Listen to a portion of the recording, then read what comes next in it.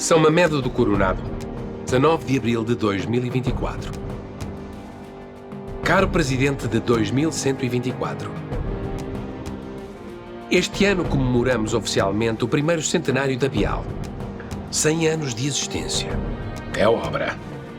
Para celebrar tudo o que construímos juntos, queremos recordar como chegamos até aqui e refletir sobre o futuro. Um futuro de que tu farás parte. E por isso te escrevo, a ti que ainda nem nasceste, mas que acredito daqui a um século vais estar a gerir a empresa nas celebrações do segundo centenário. Criámos para isso uma cápsula do tempo, na qual queremos preservar o testemunho dos que hoje trabalham na Bial e honrar a memória dos que vieram antes de nós, o que não é tarefa fácil, hás de convir. Temos tantas histórias, conquistas, desafios e projetos vividos. Penso sempre em quantas pessoas sonharam, lutaram, trabalharam arduamente para que chegássemos aqui, a este momento do tempo e da história, que é paradoxalmente o culminar de uma etapa e o primeiro passo de um novo troço do caminho. Um caminho que vem de longe e que acreditamos continuará a ser longo, tão longo que nos levará a ti, ao futuro da Bial. Agora convido-te a acompanhar-me. Vamos revisitar estes primeiros 100 anos de história. Para isso temos de voltar ao período em que tudo começou.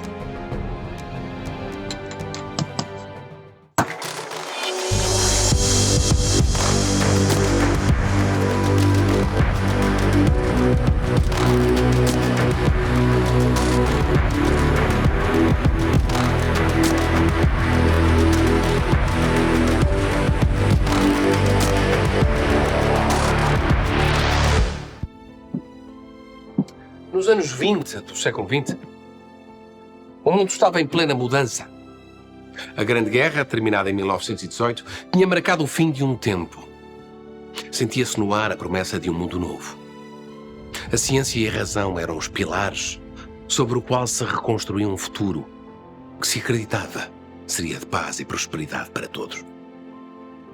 O mundo ocidental desse início dos anos 20 é um mundo de contrastes. Mas mesmo assim, há essa grande esperança agora de um mundo pós-Primeira Guerra, pós-Grande Guerra, um mundo de melhoria e que vai ser marcado em muitos lugares do Ocidente, de facto, por um grande desenvolvimento económico, dando origem até a marcantes movimentos culturais, artísticos, mas Portugal está em contraciclo.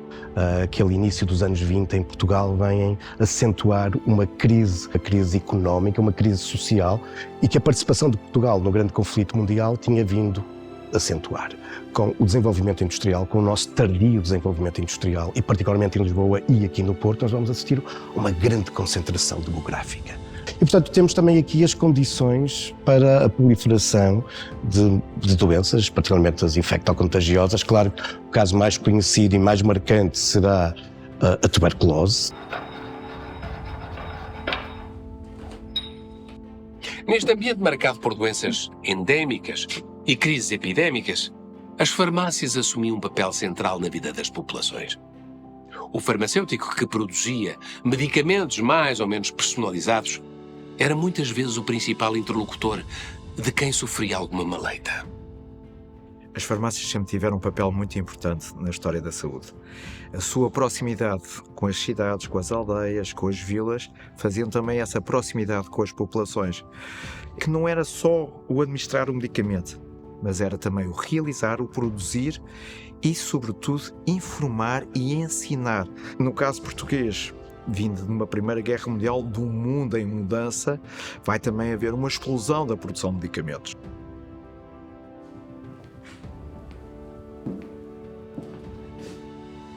No Porto existiam várias farmácias de destaque, entre elas a Portuense, propriedade de António Augusto de Almeida, personagem importante na estrutura de saúde pública existente. No seu estabelecimento, no Largo do Padrão, o farmacêutico recebia clientes das mais diversas classes sociais. Situado na convergência de importantes estradas e ruas da zona oriental do Porto, o Largo era, à época, cruzado por transeuntes elétricos carregados de passageiros. Eram por isso muitos os potenciais clientes que atravessavam o padrão para chegar às fábricas, lojas e escolas que o rodeavam.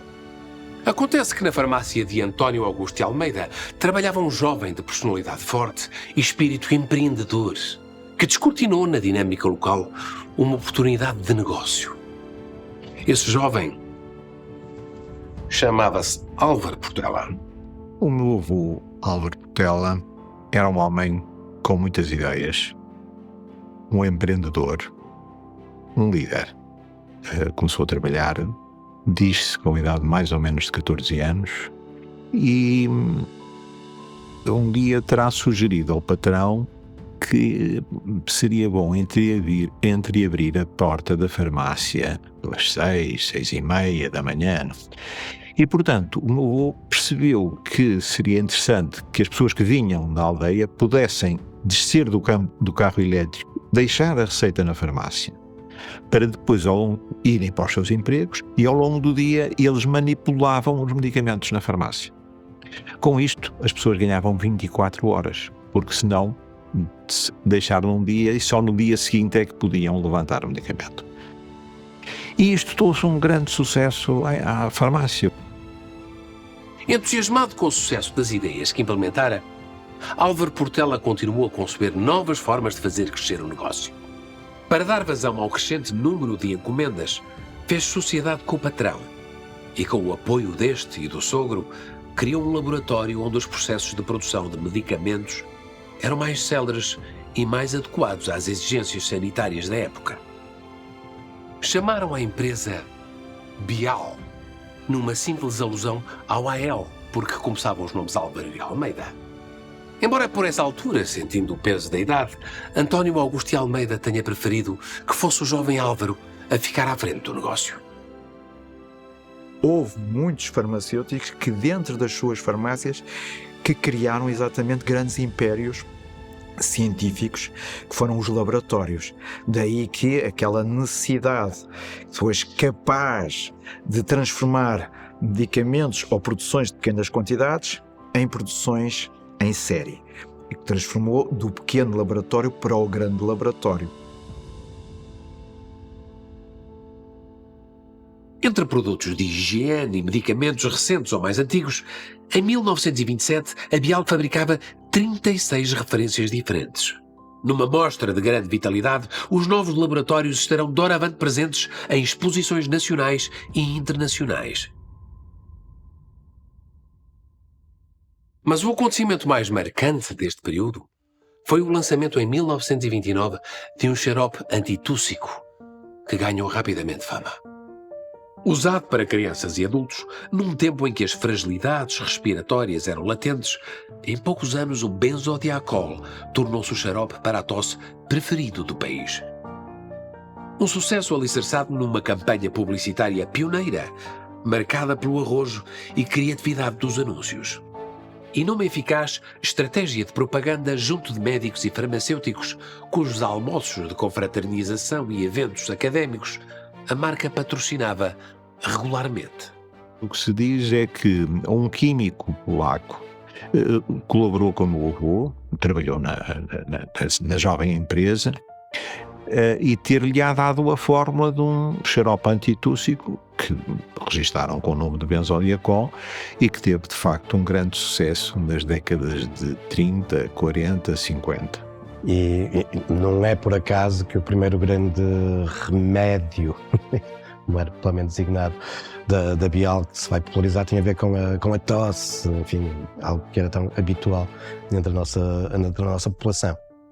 Aparentemente o produto tinha qualidades interessantes, mas também esse sucesso se terá devido, na minha opinião, a uma grande pressão publicitária que o meu avô entendeu fazer em torno do produto, com algum atrevimento, digamos assim. A entrada, em 1926, de um novo sócio para o lugar de António Augusto de Almeida, em nada alterou a dinâmica de crescimento da Bial. Por razões que se perderam no tempo, a sociedade acabou dissolvida, ficando Eduardo Almeida com a farmácia e Álvaro Portela com os laboratórios, que administrava desde sempre de forma independente.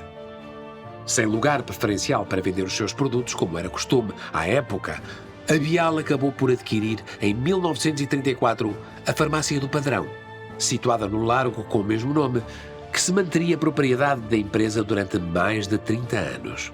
A tradição sempre situou a origem da Bial nesta farmácia, mas uma investigação histórica recente concluiu que esta aquisição se deu apenas 10 anos depois da abertura dos laboratórios, pelas razões já mencionadas.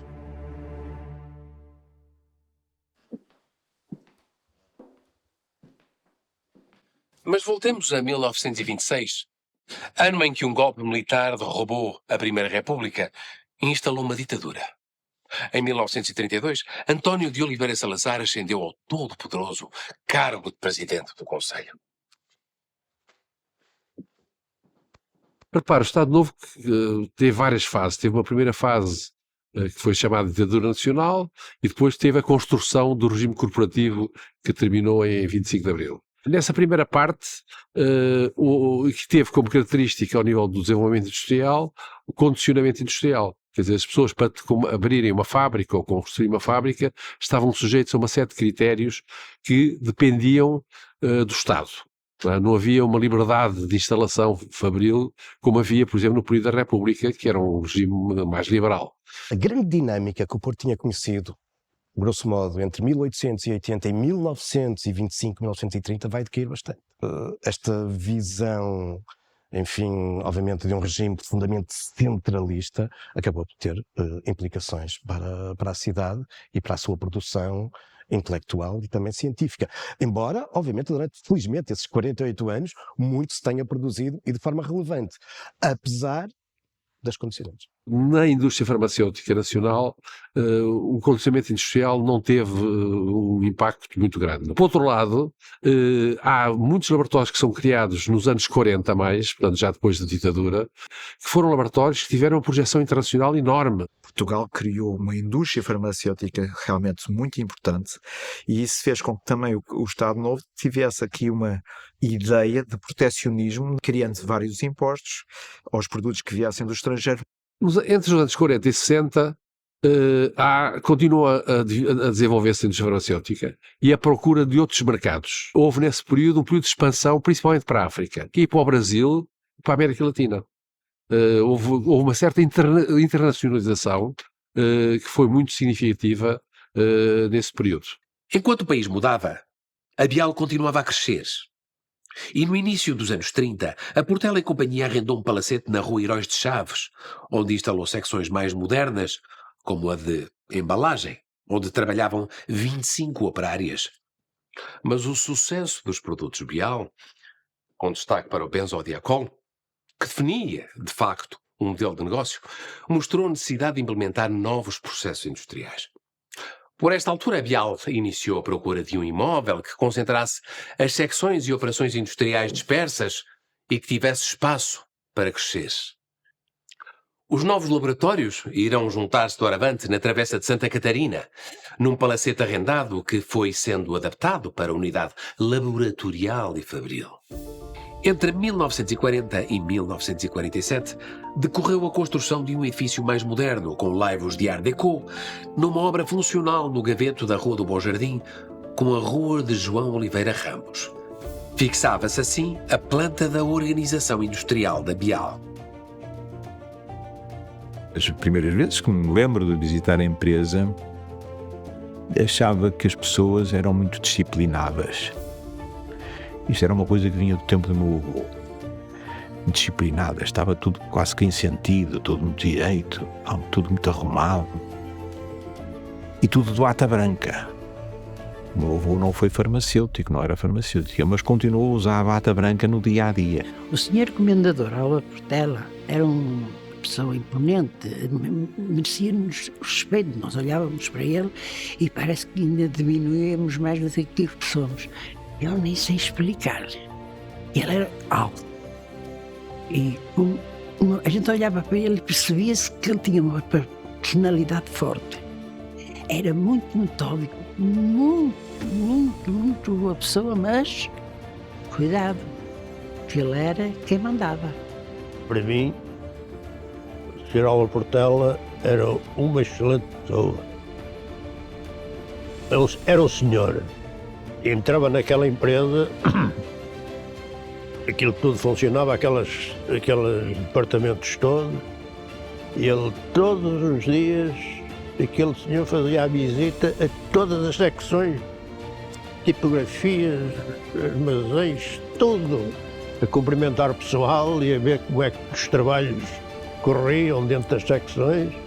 Este complexo contava ainda com um bonito jardim, em que existia um lago onde foi colocada a escultura da deusa clássica da saúde, da sanidade e do asseio, que passou a integrar o logotipo da Bial.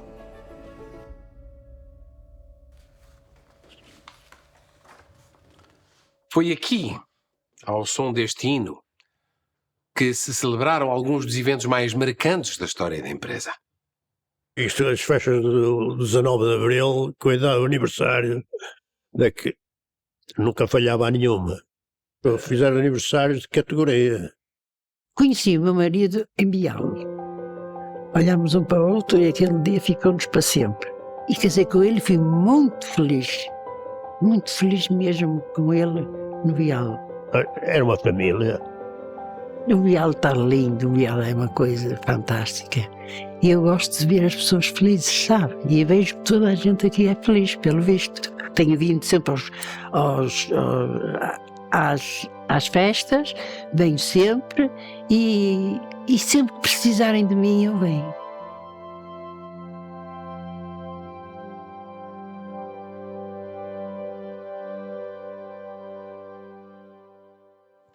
Nos anos 40 e 50 do século XX, os laboratórios Bial entram numa fase maquinofatureira graças à visão de Álvaro Portela, visto como um self-made man.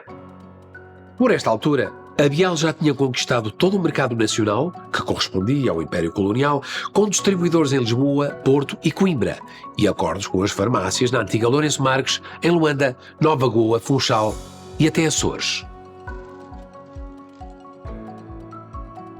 À medida que a empresa crescia, também o único filho do presidente era chamado ao negócio da família. Entrava assim para a Bial a segunda geração dos Portela.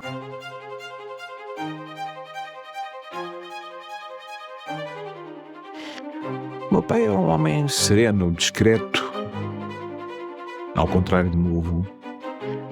Inscreveu-se no curso de farmácia, satisfazendo de alguma forma a vontade também do meu avô, mas nunca concluiu o curso.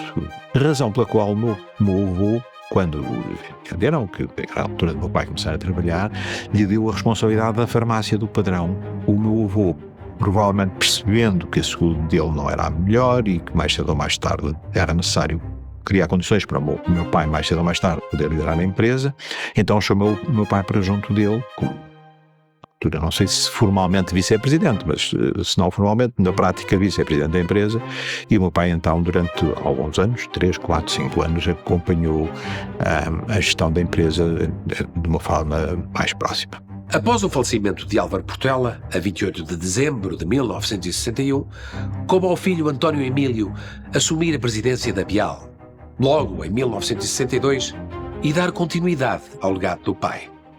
A sua ascensão haveria de corresponder à introdução de novos conceitos fabris e tecnológicos e avanços do ponto de vista social, como a atribuição de subsídio de férias e a concessão de títulos de trabalho que davam aos trabalhadores o direito a uma percentagem nos lucros obtidos.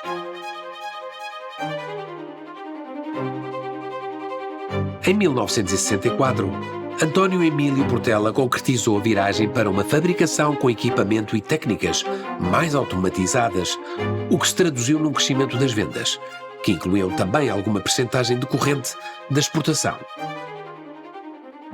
Quando o meu avô faleceu, o meu pai resolveu assumir uma gestão racional, de uma maior industrialização, uma maior aposta na compra de equipamento, reduziu substancialmente o número das pessoas na empresa para tornar a empresa mais rentável e começou a pensar, por um lado, numa tentativa de internacionalização da empresa que não foi bem sucedida. O meu pai só governou a empresa cerca de 10 anos e não teve tempo de o fazer, mas percebeu-se bem que o tentou sem conseguir ser bem sucedido na época. Mas criou ali, por exemplo, em mim, não é? Criou uma ideia de que de facto aquela era uma via possível e desejável. Em 1972, depois de 11 anos à frente da empresa, António Emílio morreu prematuramente com apenas 50 anos. Os seus filhos, Álvaro e Luís, passaram a representar os Portela no negócio da família, integrando o conselho diretivo e os quadros da empresa. Um papel que Luís, o mais novo, de apenas 21 anos, cumpria a meio tempo, enquanto construía uma carreira que acreditava o levaria para longe da Bial. Eu, de jovem, tinha criado a ideia que eu gostava de ser médico, gostava de fazer investigação científica. O meu pai contrariava-me e eu percebia que o meu pai achava que eu tinha características, ele gostava de me ver na empresa. Então, um dia, no gabinete dele, resolvi dizer-lhe formalmente que tinha tomado a decisão de, no dia seguinte ou 2 dias depois, me ir registrar no curso de farmácia. O meu pai ficou assim, admirado, não é? Levantou-se e deu-me um abraço, a chorar. E disse-me, não vais nada para a farmácia, vais para a medicina. É para a medicina que vais, porque é para a medicina que tu queres ir e eu não tenho o direito de te impor o teu curso. Foi um momento de amor. De amor de pai para filho e de filho para pai. Me marcou.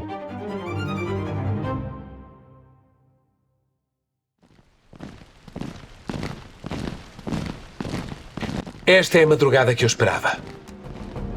O dia inicial inteiro e limpo, onde emergimos da noite e do silêncio e livres habitamos a substância do tempo. Assim cantou Sofia, de Mel Brainer, o incontornável 25 de abril de 1974, o dia em que a liberdade saiu à rua sob a forma de um golpe militar que derrubou o Estado Novo e lançou as bases de um Portugal democrático. O país mudou profundamente e a indústria farmacêutica sofreu também grandes mudanças. Sou militar e fui militar do 25 de Abril e digo isso com muito orgulho. Acho que é uma história muito interessante, porque há uma revolução em Portugal. Havia muito poucas multinacionais instaladas em Portugal até em 74.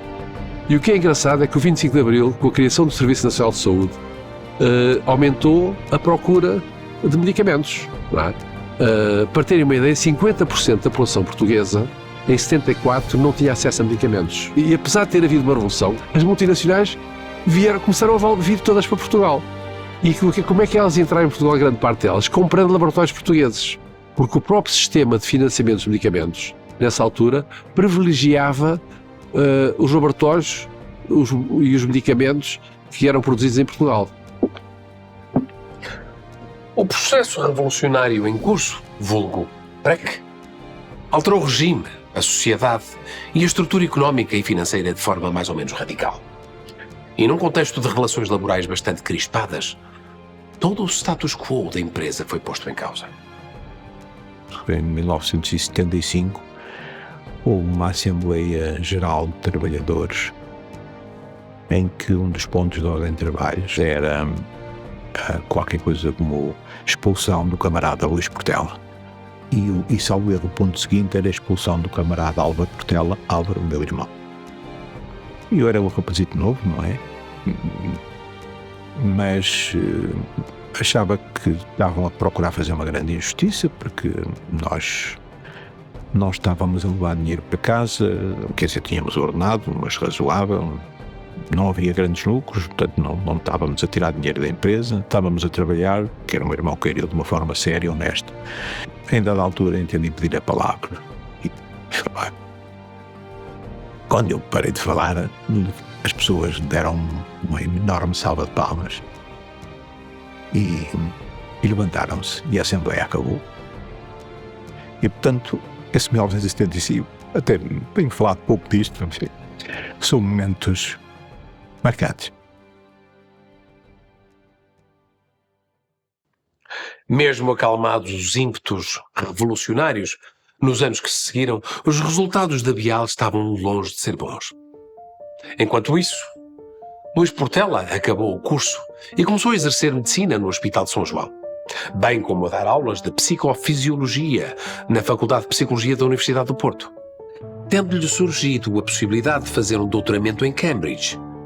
O futuro parecia traçado, mas a vida tinha outros planos.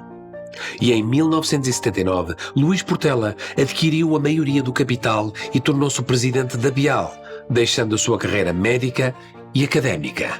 Resolvi dedicar a minha vida à empresa. Digo muitas vezes que só o faria por esta empresa, por Bial. A primeira coisa que eu entendi que devia fazer era robustecer a empresa sob o ponto de vista de pessoas, de profissionais. E constituímos realmente uma equipa que veio a trabalhar com algum sucesso, que pôde definir como 3 grandes linhas de rumo: a qualidade, a internacionalização e a inovação. E que ao longo dos anos fomos criando condições para desenvolver a companhia e para cumprir essas tais 3 grandes linhas de rumo. Também, sob o ponto de vista industrial, procuramos apostar na qualidade. Naquela altura nós dizíamos, a frase era: em Bial, a qualidade é um estado de espírito. Queríamos que as pessoas dessem o melhor de si em termos qualitativos, produzissem com a melhor qualidade, mas que também a nossa telefonista atendesse o telefone com a máxima qualidade. Laboratórios Bial, bom dia. Faça favor de dizer. Era assim que eu tratava as pessoas. Para criar uma dinâmica comercial forte, Luís Portela e a sua equipa apostaram no relançamento do Ramongel, que viria a ser uma referência no mercado nacional. A estratégia passava então pela obtenção de licenças para a produção e comercialização de medicamentos de grandes companhias internacionais. O Ramongel correu muito bem e com o Ramongel nós conquistamos a confiança da Bayer para nos ceder a seguir o Ranto Deal. A Glaxo também nos veio a ceder alguns produtos, como a Gastidina e mais tarde o Plavamox, ambos com muito sucesso no mercado português. E à medida que isso foi acontecendo, também fomos conseguindo que essas empresas multinacionais depois nos estendessem as licenças para outros mercados, para a África de expressão portuguesa, que eles não estavam interessados, para alguns mercados da América Latina, pequenos mercados que eles também não estavam muito interessados, e nós fomos indo, ou até mesmo para a Espanha. Ora, em 1986, quando Espanha e Portugal se tornaram membros de pleno direito da então Comunidade Económica Europeia, a indústria portuguesa deu um salto em frente. O fluxo de fundos europeus, a abertura de novos mercados e o investimento estrangeiro trouxeram um novo fôlego ao país e às empresas nacionais. E a entrada na União Europeia cria um problema estranho. É que as grandes multinacionais começam a ver que, na altura nós éramos 12, quando Portugal entrou, não é? Começam a ver que não tinham necessidade de ter tantas fábricas em tantos países. A maior parte dessas fábricas foram compradas por industriais portugueses. Foi isso que motivou, talvez, nós hoje temos uma indústria farmacêutica importante. A adesão de Portugal à CEE, eu não sei se para a Bial foi assim tão importante. Porque eu acredito que na área em que a Bial opera, com o tipo de produto que tem, na indústria em que está, com os resultados que conseguiu, os seus medicamentos seriam levados ao mundo com adesão à CEE ou sem adesão à CEE. Atingido esse objetivo, pareciam estar reunidas as condições para avançar para um patamar nunca antes alcançado por outra empresa nacional no ramo. Apostar na investigação e desenvolvimento de medicamentos inovadores, para depois crescer para o mundo inteiro. Eu lembro-me que quando comecei a falar em inovação, em investirmos em investigação, as pessoas todas tinham muita simpatia para aquilo que eu dizia. Mas depois as conversas acabavam sempre a dizer, mas não há condições para fazer isso em Portugal e tal. Portugal não tem tradições em inovação, porque na indústria farmacêutica em Portugal nunca ninguém fez isso, porque os fundos necessários são imensos, só as multinacionais é que têm dinheiro para fazer esse caminho, esse percurso. Bem, Mas ao fim de 7 anos, o meu velho professor da Faculdade de Medicina, o professor José Garré, a quem eu fui ouvir a opinião, disse-me: é muito difícil, mas se você conseguir reunir um grupo de gente competente e tiver a paciência e a persistência para ir investindo e se agarrar a isso com muita força, é muito difícil, mas também vai ser muito bonito de fazer se você quiser mesmo fazer isso. Eu fui para casa encantado, mal dormi nessa noite e no dia seguinte de manhã estava a telefonar-lhe outra vez e a pedir-lhe para ele vir trabalhar comigo, para ele me vir ajudar a realizar o sonho que toda a gente dizia que era impossível. O Departamento de Investigação e Desenvolvimento foi oficialmente constituído em 1992 com apenas 3 pessoas, lideradas pelo farmacologista professor José Garrett. Quando cheguei, numa antiga cozinha, estava instalado um laboratório de química. Quando eu entrei, a minha função foi implementar e montar um laboratório para testar as novas entidades químicas.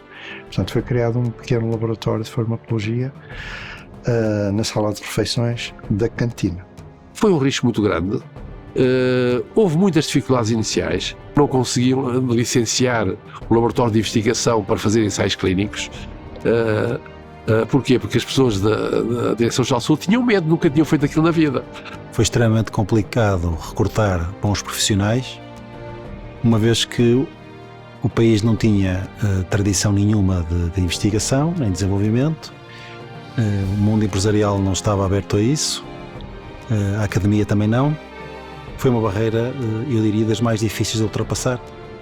Eu, em 95, assumi a direção do departamento, já nessa altura, de investigação e desenvolvimento, e também nessa altura foi tomada a decisão pela administração de iniciar um projeto arquitetónico novo que deu origem, portanto, às instalações presentes, e o primeiro edifício de investigação e desenvolvimento criado de raiz aqui neste local. Procuramos construir de raiz uma fábrica que pudesse ser uma boa fábrica em Portugal ou em qualquer local da Europa. Nas novas instalações da Bial, em São Mamed do Coronado, Conselho da Trofa, inauguradas em 1996, estavam garantidas as condições para cumprir e até elevar os padrões de qualidade pelos quais a empresa sempre se pautou.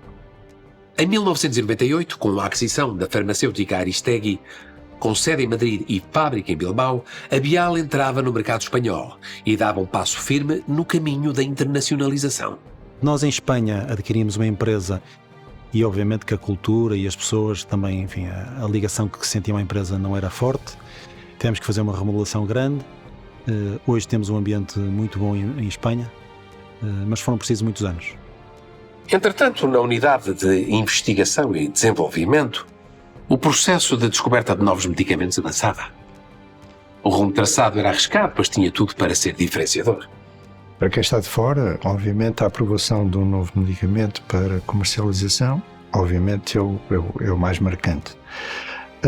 Para quem está inserido no processo e tem de cumprir com todas as etapas, esse aí é o culminar de muitas coisas positivas que foram acontecendo. O plano estratégico da Bial estava paulatinamente a cumprir-se. E em 2009, ao fim de mais de uma década de avultado investimento em investigação e desenvolvimento, a Bial deu ao mundo o Zbinix, primeiro medicamento inovador pensado, investigado e desenvolvido em Portugal. Lançado na Europa, nesse mesmo ano, em 2014 chegou aos Estados Unidos sob a marca Aptiom. Eu fiquei sempre muito positivamente impressionado com testemunhos de doentes, por exemplo, os primeiros doentes epiléticos que tinham limitações muito grandes na sua vida familiar, profissional, que viam, após aquela medicação, parte do seu problema resolvido, ou quase a totalidade dele resolvido. Obviamente isso era de uma satisfação muito grande, apesar da leitura dos resultados dos ensaios clínicos nos darem essa perspectiva. Agora, são perspectivas numéricas, isto é, reduz 50% a incidência de crises, ou a frequência de crises, ou a gravidade das crises epiléticas. A outra coisa é ver o testemunho de um doente que nos diz, na cara, nos olhos, que beneficiou muito daquela terapia. Para termos o primeiro medicamento de origem portuguesa no mundo, o antiepilético Xevinix, investimos 350 milhões de euros. Não é um investimento pós-lançamento, é até o lançamento do produto. Muitas vezes vivemos momentos de aperto. E eu costumo dizer que se fosse economista ou gestor, provavelmente nós não tínhamos chegado ao fim. Mas como eu era médico e tinha sensibilidade para os projetos que estavam a correr, acho que fui arriscando mais do que um economista ou gestor que só olhasse para os números arriscaria. Porque as receitas das vendas da Bial, em 20%, vão para investigação e desenvolvimento. Não são lucro, são custo. São transformadas em custo. Se tudo correr bem, um dia, estas somas tão elevadas que foram levadas a custo de investigação e desenvolvimento, aparecerão como lucro. Nós hoje somos o que somos como empresa devido à capacidade do meu pai de pensar como é que o negócio se poderia desenvolver, como é que poderia ser uma empresa que perdurasse no tempo, que acrescentasse valor, porque se ele não tivesse feito isso, ou seja, se ele não tivesse apostado na inovação, não tivesse tido esta clarividência, apesar de tudo o que lhe disseram, nós hoje ou não existiríamos, ou provavelmente seríamos uma empresa insignificante. Longe de se tornar insignificante, ao longo do século XX a Bial manteve a classificação de empresa familiar, sem comprometer altos níveis de rigor e profissionalismo na gestão. Entrados no novo milénio, instalou-se a dúvida sobre a possibilidade de a família Portela se manter aos comandos da empresa no futuro próximo. Esta hipótese dependia das escolhas profissionais dos filhos de Luís Portela. António e Miguel Portela licenciaram-se ambos em Economia, mas enquanto Miguel, o mais novo, começou cedo o seu percurso na Bial, o mais velho, António, optou por iniciar a carreira fora de Portugal. Sendo um negócio de família, aquilo que eu pensei é, se eu entro, se calhar nunca mais saio, nunca mais posso experimentar nada noutro sítio. E por outro lado, também gostava de perceber se eu gostava da indústria farmacêutica. Acabei por começar a trabalhar noutra empresa farmacêutica, em Inglaterra, trabalhar numa multinacional durante 4 anos, e aquilo que para mim foi muito interessante ver foi o impacto que a indústria farmacêutica tem na vida das pessoas. Consolidada a presença da 4ª geração da família Portela na gestão da Bial, com a nomeação de António em 2007 e de Miguel Portela em 2010 para o Conselho de Administração, Luís Portela sentiu que chegara a hora de deixar de exercer funções executivas. Mas para isso, tinha de escolher criteriosamente a pessoa para lhe suceder no cargo de CEO. Existiam 3 opções. Uma era um quadro da empresa, um gestor da empresa assumir a liderança. Outra era o meu filho António, por ser o mais velho e porque mostrava já algum carisma, algumas qualidades para o fazer. E a terceira, que era na altura aquela que merecia a minha simpatia e a generalidade das pessoas, acho que considerávamos que era a hipótese mais forte, era ir buscar uma pessoa com experiência, da indústria farmacêutica internacional. Até que um dia, um dos membros do Conselho de Administração pediu para falar comigo e me disse: acho que você não está a pensar de uma forma tão correta como costuma pensar nesta coisa da sucessão. Disse: então porquê? Que eu acho que você está demasiado preocupado em não beneficiar o seu filho António. Quer fazer as coisas com muita independência. E tão preocupado está em não o beneficiar que, na minha opinião, está a prejudicá-lo. Até lhe vou dizer mais. Se você achar que sou eu que devo sucedê-lo, eu sucedê-lo-ei apenas por um período curto, até que o António esteja mais maduro e você acha que ele está capaz de... Porque eu acho que ele tem melhores características que eu. Quando alguém faz isto de uma forma aberta, só me chama-se José Londe, continua a trabalhar na empresa, não é? E de uma forma aberta, transparente, diz isto, Se calhar o homem tem razão, deixa-me olhar isto melhor. E então comecei a consultar outra vez as pessoas e comecei a perceber que as pessoas de facto achavam que o António tinha condições, o meu filho António tinha condições para ser o futuro líder da companhia. Pronto, e assim foi. Eu conhecia relativamente bem a empresa, mas conhecia muito melhor as áreas comerciais da empresa. E, portanto, a minha primeira prioridade foi dedicar-me à área de investigação e desenvolvimento, procurando perceber como é que nós funcionávamos, quais eram os processos, perceber os nossos projetos. Infelizmente, muito rapidamente, a intervenção da Troika em Portugal também me fez... se tornou uma das minhas prioridades, porque teve um impacto enorme na empresa na altura. Nós estávamos a fazer investimentos muito grandes, dependíamos muito do mercado português ainda. Na altura, cerca de 80% do nosso negócio estava em Portugal, 80% até mais do nosso negócio estava em Portugal. Umas medidas tomadas pelo Ministério da Saúde, nomeadamente cortes de preços, foram violentíssimos e tiraram-nos margem que nós precisávamos que nós tínhamos programado para investir nos ensaios clínicos. E, portanto, tivemos que tomar algumas opções bastante difíceis na altura. E, portanto, essa também foi uma das minhas... Foi rapidamente, passou a ser uma das minhas prioridades, apesar de eu essa não ter escolhido. Era precisamente aos anos de chumbo, como eu costumo dizer, em que Portugal foi, para dizer de uma forma prosaica, faliu. O sinal positivo vinha das exportações e o sinal positivo vinha das empresas portuguesas que se internacionalizavam. Ou seja, muitas empresas portuguesas sobreviveram porque tinham mercados externos. Se tivessem apenas mercado interno, tinham sido mais duramente atingidas pelo regime de assistência financeira.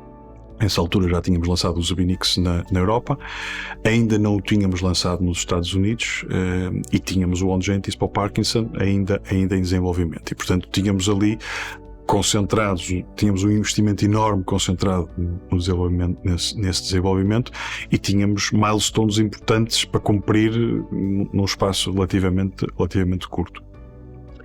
Quando em 2011 António Portela assumiu o cargo de presidente executivo da Bial, a empresa já tinha lançado o seu primeiro medicamento e caminhava a passos largos para a segunda prova de que o investimento em investigação e desenvolvimento tinha sido acertado.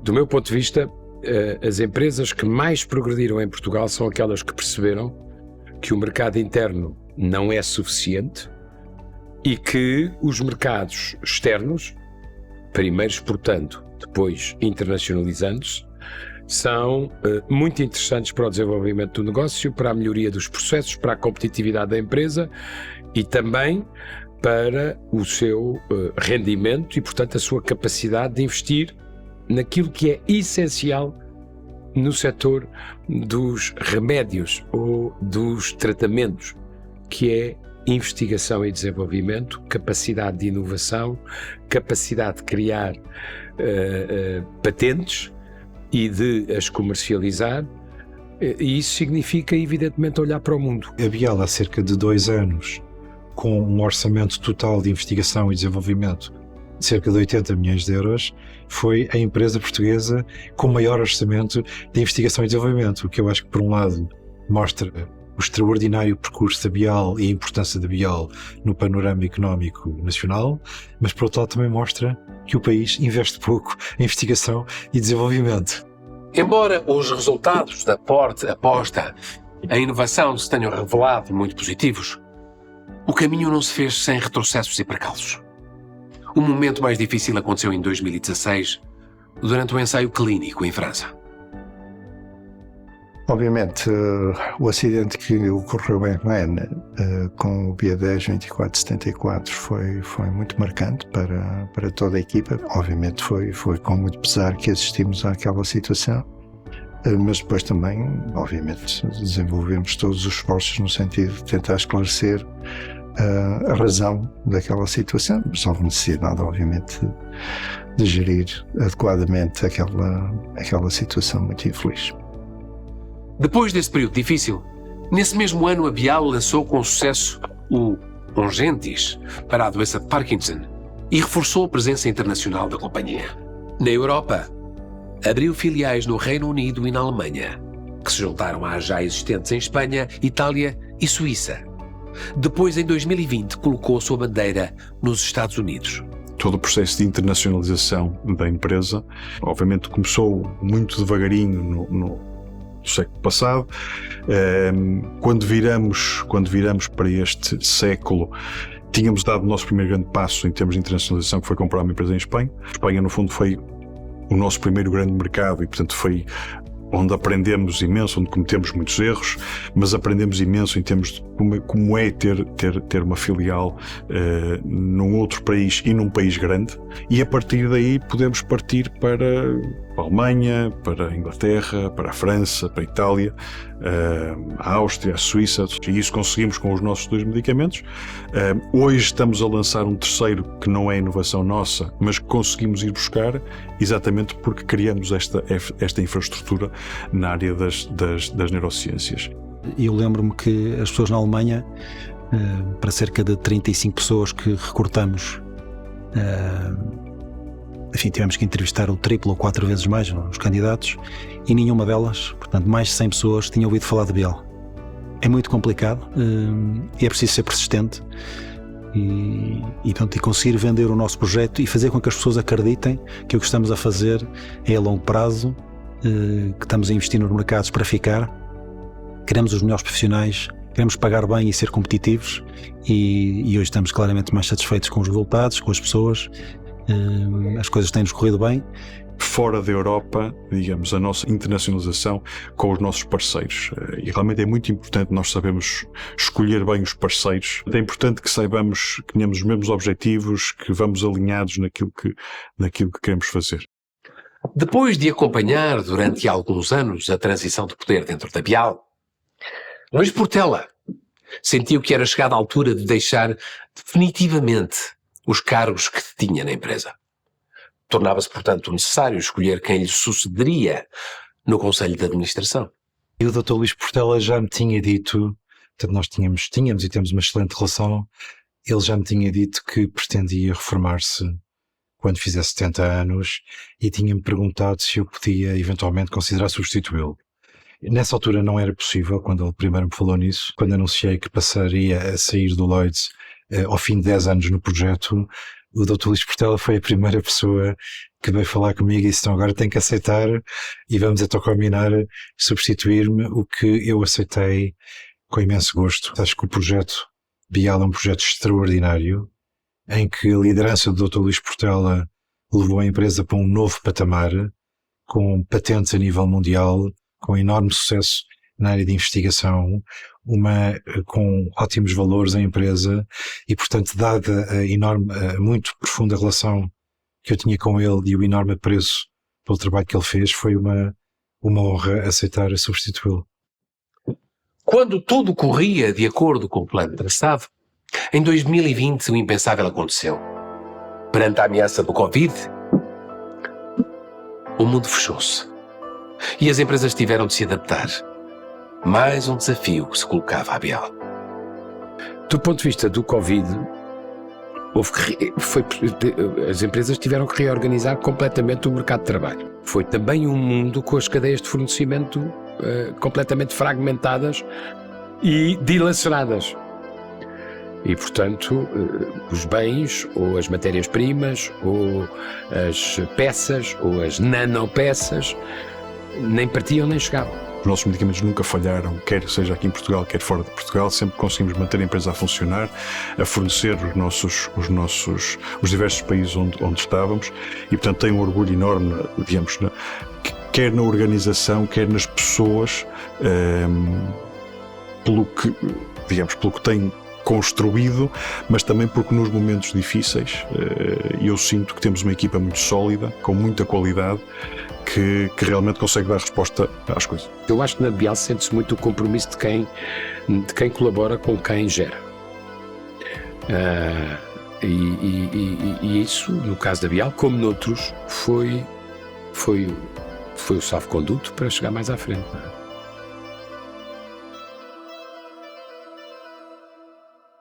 Paralelamente Ao longo destes 100 anos, a Bial sempre privilegiou uma cidadania empresarial ativa, traduzida numa forte postura mecenática que englobou ao longo dos anos a promoção de atividades artísticas, entre as quais a edição e divulgação de obras de autores de diferentes expressões culturais como pintura, literatura, escultura, música e até fotografia. Em 1994, a farmacêutica aliou-se ao Conselho de Reitores das Universidades Portuguesas e criou a Fundação Bial, hoje uma referência particularmente no âmbito da investigação em neurociências e parapsicologia, que visa estimular descobertas que beneficiem as pessoas, proporcionando mais saúde e permitindo alcançar novos patamares no conhecimento. O Dr. Luís Portela achou que talvez pudesse retribuir e levar outros a fazer o que ele gostaria de ter feito e não fez. Tem um sistema de prémios, premia obras científicas na área da saúde, na área médica. Enfim, veio a criar um prémio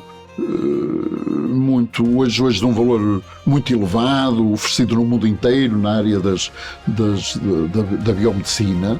A atividade maior da Fundação é um sistema de bolsas ou de incentivos. Nós hoje somos uma instituição que, quer na área das neurociências, somos reconhecida como uma instituição que apoia aquilo que se faz a nível internacional, quer na área da parapsicologia, onde somos uma das instituições que mais apoia a parapsicologia científica realizada, a investigação realizada nas universidades europeias e norte-americanas. Não me passava pela cabeça que poderíamos em 30 anos apoiar, salvo erro, 865 projetos, envolvendo 1.702 investigadores de universidades de 30 países diferentes. Com uma sólida liderança executiva e não executiva, a Bial pertence hoje ao restrito grupo de empresas de origem portuguesa que tem uma presença global. E por vender medicamentos próprios, é um caso único no universo das empresas farmacêuticas nacionais. A Bial conjugou a aposta na atração de talento para Portugal com a aposta internacional, com a compra, por exemplo, de uma biotech em Boston, nos Estados Unidos, dado ser um dos focos, um dos polos de desenvolvimento a nível mundial em termos de biotechs. Temos investimentos de uma filial muito forte em Espanha, cujas vendas são praticamente iguais às vendas da filial portuguesa. Temos filiais pela Europa inteira. A Bial é uma das empresas portuguesas mais internacionalizadas. A maior parte da faturação da Bial hoje em dia é feita no exterior. Os números, os mercados e principalmente os doentes que em todo o planeta beneficiam de produtos Bial são a prova do sucesso da companhia, que do centro da cidade do Porto partiu à conquista do mundo. Ainda assim, o trabalho não está terminado e existem grandes planos para o futuro. As pessoas são, enfim, o pilar de qualquer empresa. Não acredito num negócio onde as pessoas não sejam o pilar. Eu gosto de pensar que vamos crescer com pessoas felizes, a trabalhar naquilo que gostam, num projeto onde se identificam e a contribuir para a vida das pessoas, melhorar a qualidade de vida das pessoas. Isso é o fundamental. A Bial tem que, basicamente, manter o propósito e os valores da empresa. Este propósito de contribuir para o bem-estar da vida dos pacientes a nível mundial, com enorme dedicação e foco, é um propósito extraordinário. O que eu sempre pensava é que para a Bial assumir realmente um projeto bem-sucedido, deveria procurar chegar ao maior número de pessoas, ao maior número de famílias. Só fará isso quando estiver bem implantada no mercado número 1 mundial, quando tivermos uma presença forte nos Estados Unidos. Eu gostava que nós fôssemos a empresa líder das neurociências na Europa e gostava que nós pudéssemos caminhar nessa direção. Na área de investigação e desenvolvimento, gostava muito, e temos trabalhado para isso, para sermos capazes de desenvolver medicamentos, quer na área das neurociências, quer na área das doenças raras, onde estamos a trabalhar agora, que fôssemos capazes de desenvolver medicamentos que possam curar doenças, ou que possam, pelo menos, atrasar a progressão das doenças. E depois temos a ambição de também termos uma presença comercial nos Estados Unidos. Não a temos ainda hoje, temos parceiros nos Estados Unidos, mas gostávamos de poder no futuro ter também essa presença comercial nos Estados Unidos. Quando estivermos aí, o meu sonho fica completado. Se formos capazes de fazer isso, realmente estamos a cumprir aquele que é o nosso propósito, que é transformar vidas e transformá-las de uma forma extraordinária, chegando mais além do que aquilo que chegamos hoje.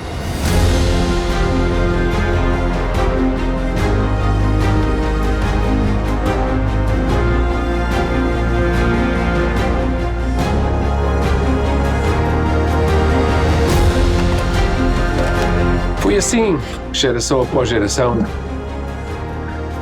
construímos o legado da Bial.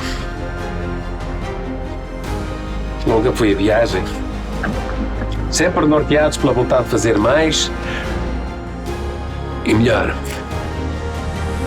Chegados aqui, passo-te o testemunho. Com a esperança que encontres nesta epopeia centenária inspiração para tomar decisões e enfrentar os desafios que inevitavelmente irão surgir.